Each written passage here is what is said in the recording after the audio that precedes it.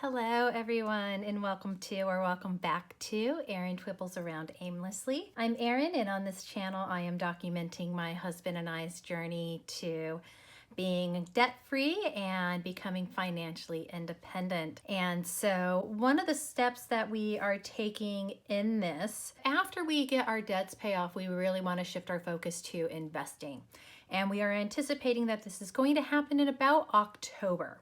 So we figured that we would actually start planning now so that when October gets here, we are ready to hit the ground running.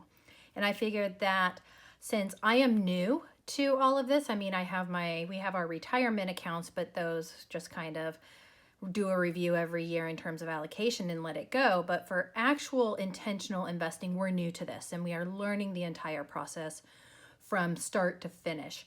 And there might be other people out there that are going to be in a similar position that are starting out and are wondering, where the heck do I start? What do I do? I've actually found it to be a little bit overwhelming in that there's so much information out there. What is the best information for us? What is the best information for our situation? And then also thinking, really, what do we want to accomplish? So I figure I'll just kind of take you along our process that we're doing. It's probably be over the series of a couple of months. So maybe, one video a month that will be on it. And whenever we start something, whenever we're looking at going somewhere new, we always start with our goals. And so I have a series of goal worksheets that I tend to use. One is a goal worksheet from the Budget Mom. This is really just about creating a SMART goal. So what, when, why, and how. It includes some action steps. What I really appreciate with the Budget Mom is that she does include having a goal checklist. So analyzing your budget to see that you can actually save from each of your paychecks to cover it, and that it is realistic and attainable in our life, and then rewriting the specific goal using that information. So I've already pre-filled this particular sheet out. Our goal is for this, so this is actually a sub goal, but is to start learning more about investing specifically in the Australia context, spending no more than $450, so $150 a quarter. And we initially thought that we wanted to achieve this by December, but I'm actually going to change that. That is going to be the end of September, because that is when we are going to pay off our final debt. And why we want to reach this goal is because we want to be prepared to start investing late 2021, early 2022. And this is going to be to continue our financial independence journey and be prepared, particularly if something comes along where I might have to retire earlier than I had anticipated because of things going on in my life. So it's really just providing some additional level of security. So how are we going to reach this initial goal of starting to learn more about investing? That's why I like this, because once you write your goal down, it really starts to focus you. And so what I am going to do personally, first, I'm going to read over the course of the year, the rest of the year, 9 books on investing, but more specifically, 4 of those books are going to be Australia-based. There are differences investing in Australia as compared to the US. Some of the options that we have are different. Our price points and things are different. Our brokerage management platforms are different. How our entire tax system works is different. So reading up 9 books on either investing or just financial literacy in general, and that will come to about 1 book per month. I am also subscribing to and listening to, because it's not enough just to have that subscription, 7 different investing podcasts, and I'm looking at having 5 of those to be Australia-based, and then any others to be US-based. I'm flexible with that number of 5, and I'm open to suggestions on both of these. I have some ideas I've started a reading list for books, but if you have any recommendations for books or podcasts on financial independence or investing, even if it's US based, drop those in the comments below, because I'm looking at really starting to get a comprehensive understanding. As we move through these 2 action steps, another third one is going to be determining what type of investors do we want to be. And I'll cover this in the next video of coming to this decision, what we're looking at, what's informing that. Once we know what type of investors we want to be, we'll be able to select what brokerage platform we are going to use, because different platforms meet different needs, depending on this. So we really can't jump straight to making a decision and putting money in until one, getting an understanding of everything as that's involved, and then also determining initially where we want to be. And this is all always going to be open for review and revision. We're going to probably start off as one type, and then as we get more comfortable, we'll move to a different type. But we are starting with just the absolute basics and fundamentals. I have a tendency sometimes that I just want to jump right into the deep end, and this is probably not a good time for doing that. It really will require being conscientious and intentional. For this last section, we have checked and analyzed the budget to see how much we can save from each paycheck, because that's going to go towards if there's any books that I need to buy or an audio book I'm looking at borrowing. And then if I want to have any kind of an initial consultation, say with a financial advisor, or not necessarily that we're going to use one, but just for that additional explanation or peace of mind and getting that understanding. Again, particularly in the Australian context, I'm just a neophyte. I have no understanding really whatsoever. So I'm almost quite literally starting from 0% in terms of knowledge. So any increase is going to be a good increase. And we have researched this. This is realistic and attainable for my husband and I at this point in our life. So rewriting our initial goal, so working through those above steps, helps us get to a more refined goal of increase my investing in Australia knowledge by reading 9 books and subscribing and listening to 7 investing podcasts by the end of the year, spending no more than $450. So that gives us a nice narrow focus. And as much as I like the action steps that the Budget Mom includes, I like to have a higher level of specificity. And so I have a second worksheet that I have been working through as well. And so this goes through 4 different steps. So step 1, again, determining, so this is going to be our outcome and performance and process goals.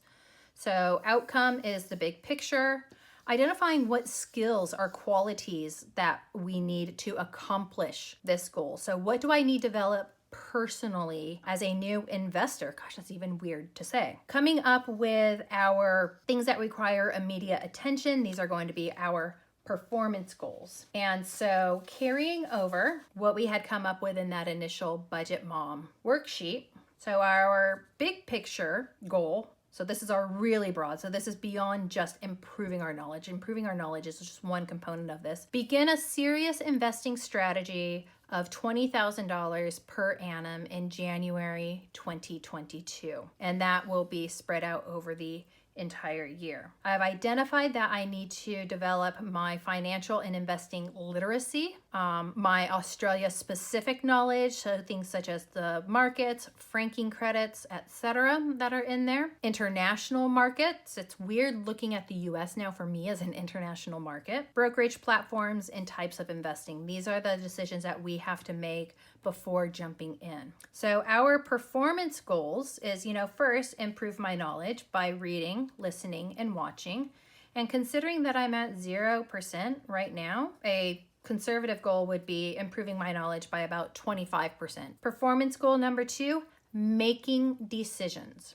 So making decisions about the amount per annum. So this may change, this 20,000 as things change, but right now we're thinking that 20,000 is reasonable for us. So how much are we going to want to invest per annum? How much are we going to want to invest per month? What type of an investor do we want to be for the first year? And what brokerage platform or platforms do we want to use? And again, these go kind of in order. And our performance goal number 3 is going to be saving a small amount of money. So $1,500 minimum to start. So that come October, or maybe even a little bit before then, we can start putting some money in, getting an idea, getting a feel for it. So easing in before just jumping in and really making sure that we have an understanding of what's going on, particularly depending on what type of investor we decide that we want to be. For step 2, then in this process, is for each of our process goal, or for each of our performance goals, we're going to have individual process goals.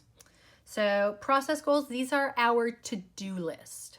So the performance goal is going to be it's going to be a benchmark, something we can that we can measure, that is predominantly within our control. The process goals are definitely within our control, and these are the things that we need to do. What actions do we need to take that are going to lead towards that accomplishment? Because it's really nice to be able to say, I want to improve my knowledge. Fantastic. How am I going to do that?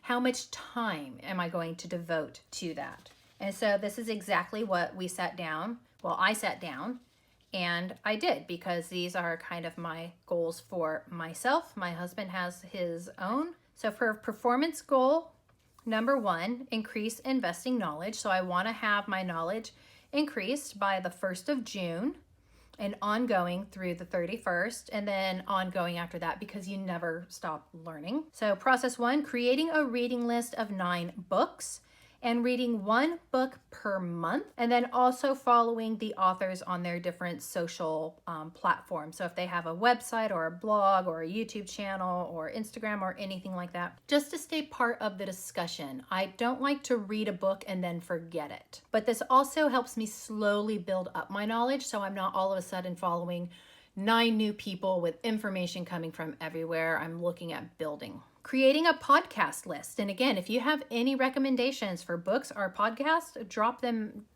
in the links. Who are some of your go-to people? So not just creating it, but actually subscribing and listening to 1 per day. So that will only take about 30 minutes to 1 hour per day. With my reading, I tend to try to read 1 chapter per day. And that way I can just really have a good cognitive feast on what it is that it's reading. Even if I'm really excited to read more, I stop myself at just 1 chapter. So I want to have that list created of 9 books, or more, because there's all of next year and there's nothing saying I can't read more. By the end of June, by the end of May is when I want to have that podcast done.